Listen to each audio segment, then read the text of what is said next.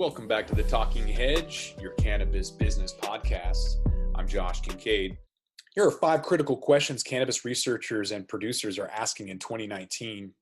The increased legalization of cannabis worldwide has driven a corresponding growth in research and development. The industry has progressed from foundational products like marijuana flower, typically high in THC, the compound known for producing the high, to derivative products such as vapes, edibles, and even hemp-based non-psychotropic CBD.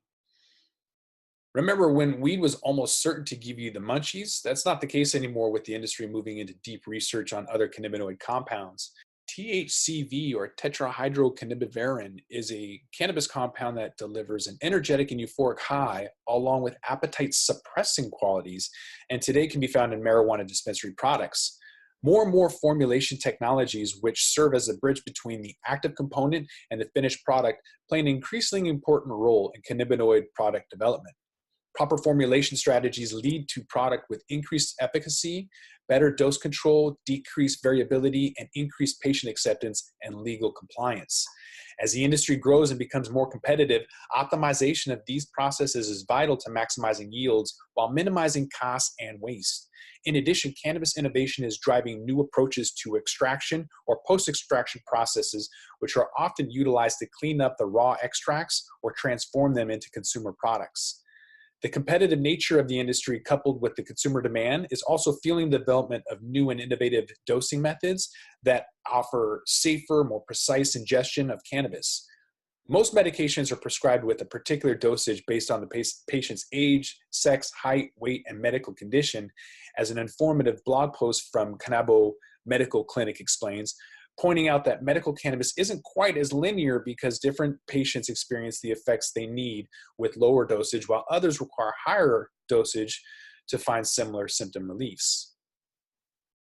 The science of all this will be lively one in 2019, as we expect to see more research studies, findings, formulation strategies, and product development insights from science leaders online and in conference rooms this year. Ken Snow, co-founder and president of Emerald's conference, said the use of flavor additives in inhaled cannabis products require much more examination. Understanding flavor and the desired outcome within the constraints of consumer and patient safety is imperative. Variability in law of nature is not going away, and it's critically important for our industry to look at proposals on how to best manage this. Here's some other questions that research and producers are asking. Here's 5 trending political, scientific, and clinical cannabis questions that are attracting lots of attention by clinicians, researchers, policymakers, and producers alike. So cannabis chemotyping, grammar, and symbols. Cannabis is an entirely new word for scientists who were largely unable to access the plant for research in the past days. The process of categorizing cannabis into sets by their natural product content is still a long way from complete in the industry's nascent stages. The effectiveness of cannabis to deliver the desired outcome depends on the intention of several or all of the active ingredients found in the plant as a whole. Classifications far beyond sativa and indica designations are needed that connect with actual user experiences. Speaking with Jack Root of Analytical Cannabis, Peter Harrington, professor of chemistry at Ohio University, explained the goal of chemotyping as the process of grouping cannabis into classes based on their observed chemical composition, correlate these groups with desired pharmacological properties so that the industry can have some quality control over products and provide an avenue to achieve personalized medicine. Personalized cannabis is key to acceptance and the use of the plant by a new and cannabis-averse consumer and the future of the cannabis industry.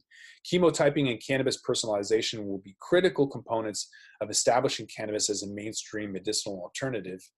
And I will add that Europe definitely requires accurate dosing, and the proliferation within Europe and the world to get away from that stigma will require just this. There are concepts and controversies and emerging evidence. So if you thought the argument was over the efficacy of cannabis was intense before, just wait until there's a more reputable institutions beginning and conducting research in earnest, especially when federal legalization of the plant gives more access to research. Questions abound regarding the true benefits and risk of cannabis and the promise for its use in fighting disease. Recently, the wild popular Joe Rogan podcast featured a lively standoff between opposite-end cannabis personalities Alex Berenson, a former New York Times reporter and author of Tell Your Children the Truth About Marijuana, Mental Illness, and Violence, faced off with Dr. Michael Hart, the founder of medical director Ready to Go, a medical cannabis clinic in Ontario, Canada. In the end, both disagreed to the overall efficacy of cannabis. More evidence will emerge this year about possible uses for cannabis, but don't expect that to quell the debate. When it comes to threatening opioids, public health surveys have provided evidence for decreased opiate use with medical cannabis.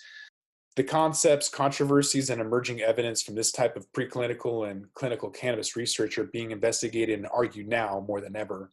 Regulating terpenes and flavor additives for inhalable cannabis products, just as tobacco evolved from its raw form and taste to accommodate a variety of other cannabis concentrates, vape pens, and metered dose inhalers have done the same. Regulations, however, have not been established for these. While similar policies exist for inhalable tobacco and nicotine products, applying that model for cannabis formulations has distinct challenges. Terpenes are incredible natural compounds that provide unique aroma, taste, and medicinal properties in plants. However, they can be dangerous and even toxic if vaporized at high temperatures or consumed in high concentrations. Thankfully, technology is starting to catch up with the products that allow for precise dosage and temperature control, ensuring safety in utilizing compounds like terpenes. Genetic testing to map cannabis effects with different users. Using the most advanced DNA sequencing tools, billions of DNA molecules can be sequenced in parallel for comprehensive genetic classifications of cannabis strains. The technology was designed to provide individuals with the tools and confidence to incorporate cannabis into their lives using the most up-to-date research available. Information is accurate, most importantly, personal and unique to the individual. Optimizing the decarboxylation reaction in cannabis extract. The production of cannabis extracts and oils for both medicinal and recreational products has increased significantly due to greater market demand brought on by the legalization and patient demand for a greater diversity of cannabis products. Most cannabis extraction processes undergo a decarboxylation step, whereby the carboxylic acid functional group is removed from the cannabinoids, converting the naturally occurring acid forms to their more potent neutral forms. In other words, it's this chemical process that gives weed its high THC content. The cannabis industry has a lack of universal agreement as to the optimal reaction conditions for the decarboxylating cannabis extract. Not only does the industry lack universal agreements as to the conditions for optimal decarboxylation, but there's a disagreement about which stage in the extraction process which provides the optimal result for decarboxylation. This discrepancy in the industry is a result of strain variances in cultivation techniques and environment, which results in its diversified chemical profiles, which in turn affects the matrix of the extract, preventing standardization of the decarboxylation reaction. So until the OG Kush grown in Southern California is the same as the OG Kush grown in Colorado and Maine, the industry will continue to lack universal agreement on these chemical processes. And with that, we're going to roll this one up. If you want to like and subscribe and share, please do. If not, I'm out.